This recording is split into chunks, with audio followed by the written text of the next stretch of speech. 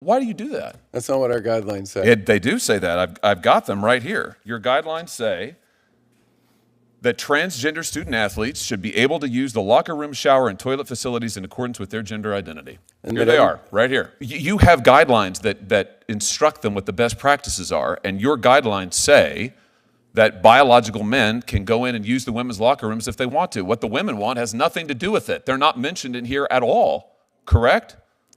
You know, so it's the feds on the one hand, it's the locals on the other hand. The only person who doesn't seem to bear any responsibility in this is you and the NCAA, who are the governing body.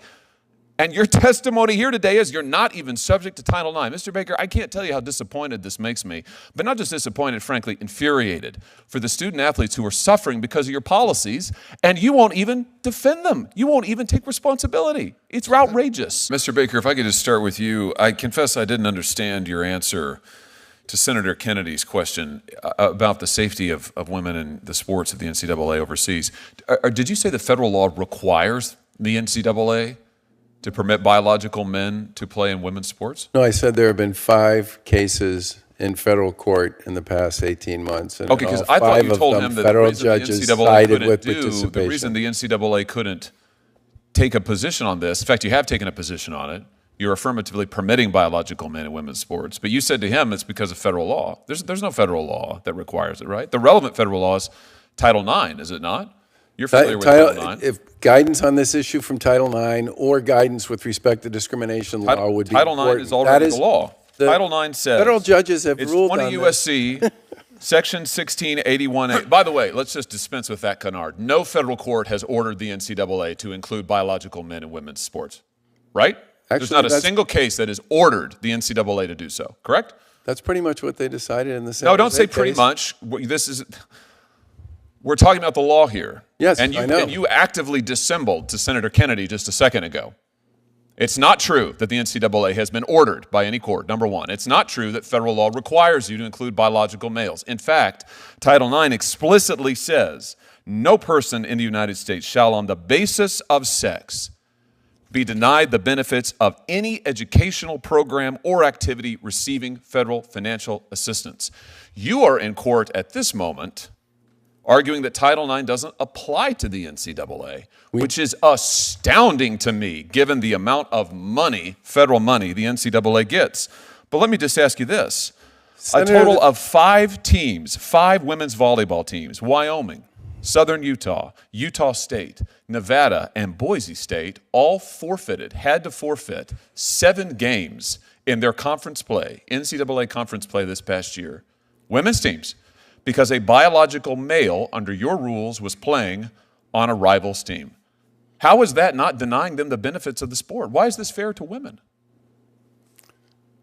And when that issue went to federal court, the judge sided with participation.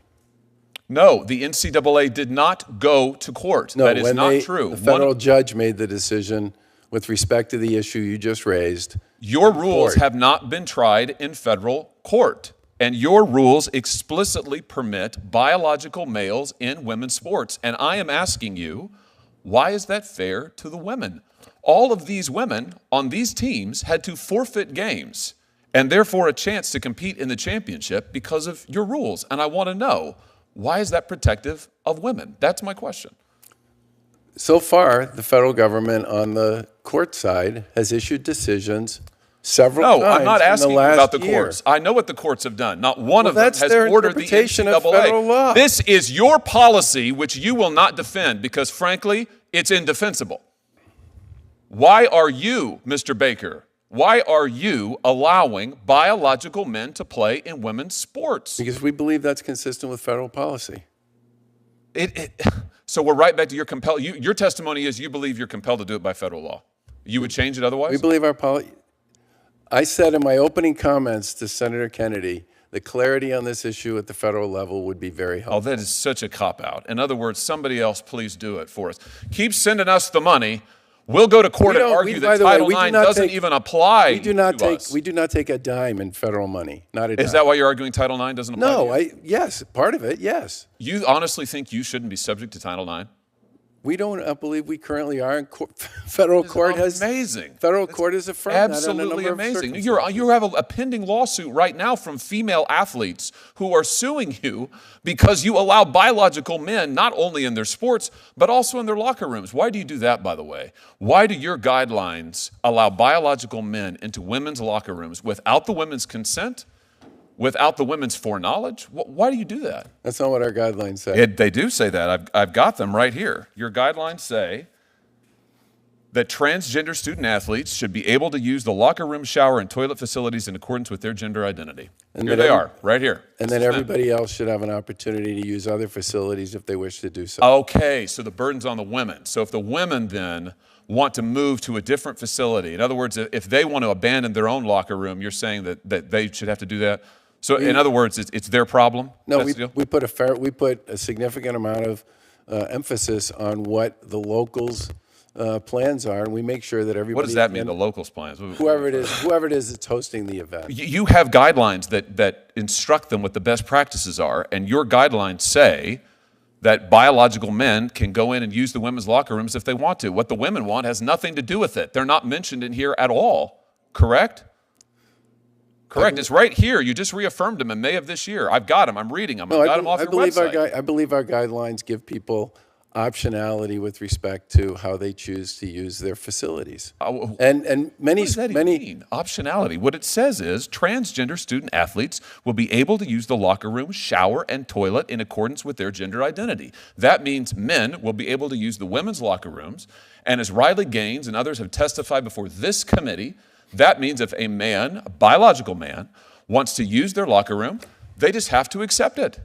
Or else the women have to go somewhere else. They've got to go find an alternative. Why is that fair? We told the local folks who've hosted our tournaments they need to create accommodations for the people who are playing. You know, so it's the feds on the one hand, it's the locals on the other hand. The only person who doesn't seem to bear any responsibility in this is you and the NCAA, who are the governing body. And your testimony here today is you're not even subject to Title IX. Mr. Baker, I can't tell you how disappointed this makes me, but not just disappointed, frankly, infuriated for the student athletes who are suffering because of your policies, and you won't even defend them. You won't even take responsibility. It's outrageous. It's totally outrageous. About 90% of my personal philosophy is don't hurt someone unless they're trying to hurt you. Don't take other people's stuff, and leave me alone. So I'm pretty libertarian when it comes to gambling. Within reason, if someone wants to gamble, they can. But I do want to ask you this, Mr. Rebote. Can you name me one form of legalized gambling where the House doesn't have a decided advantage? The gambling industry always has the advantage, as you are correctly indicating. Okay. The point is that the consumers know that. That's. I'm sorry to cut you off. I just don't have much time. Governor Baker, the NCAA exists in part to promote fair competition in collegiate sports, does it not? Could you speak in the mic for me? Yes. Okay. A transgender woman is a biological male. Is that correct? Yes. And a biological male is always going to have a physical and a physiological advantage competing in a collegiate sport against a biological female. Isn't that true? There's not a lot of research on it, but it's certainly debatable. You think it's debatable? I think it's debatable. You don't think? Think that a biological male has an advantage every time competing against a biological female? Is that your testimony? No, I think defined the way you defined it, yes, I would agree with you. So you agree with me? Yes. Okay. So why does the NCAA, why do you, your job is to promote fairness in collegiate sports. Yep. Why do you support allowing transgender women who are biological males to compete against non-transgender biological females? Over the course of the past 2 years, 5 federal court cases involving this question. Let me finish. 5 federal judges have all sided with participation as the standard. This is a very... So you're saying you don't have a choice? I'm saying that under the current dynamic, there is not clarity on this issue legally. Well, why don't you exhibit leadership and demonstrate leadership and provide clarity? If you agree with me Well, first of all, that the purpose of the NCAA is to promote fair competition, and if you agree with me that in every single instance a biological male is going to have an unfair advantage over a biological female, then why don't you just say, look, in America you can be whomever you want to be, but in terms of fair competition in a collegiate sport, transgender women who are biological males are not going to be allowed to compete against non-transgender women who are biological female. Boom, done. Why don't you take that position, Charlie? Because federal courts have already taken the position that they do have the right to compete. Yeah, 5 times in the past year and a You can disagree and half. be sued. Why don't you demonstrate some leadership? I would love to work with you folks on creating clarity around I'm this sorry, question. but look, I'm sure the NCAA is a good organization. I just can't figure out what you folks are good for. I know you take in bucket loads of money and you share some of it. You make that money off the backs of these kids. Your predecessor, who was a good man, took home $2.8 million a year in salary. I'm not going to ask you what you make, but I bet you didn't take a pay cut. You take in bucket loads of money.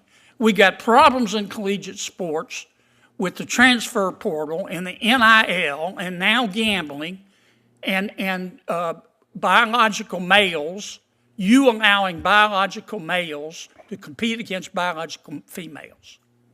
And you folks at the NCAA don't do anything except sit there, watch, cash your checks, and suck on your teeth. I would argue that we've made a lot of progress on a bunch of those Why don't issues. you take a position on transgender biological males competing against females? You just told me it wasn't fair. There's a federal standard on this is one that we would work with you on if you wish to work on it. Why don't you do it on your own? Because we're a national what you're governing there body for, and we Charlie. follow federal law. That's what you're there for. Why don't you stand up and say in front of God and country, federal law is wrong, and the NCAA believes in fair competition. We also believe in equality. If you want to, in America, you can be whatever you want to be. You can be whomever you want to be. But our job is to promote fairness in sports. Our job is, Biological males are not going to be allowed to compete against biological females. Why don't you go to Amazon and buy a spine online and take a stand?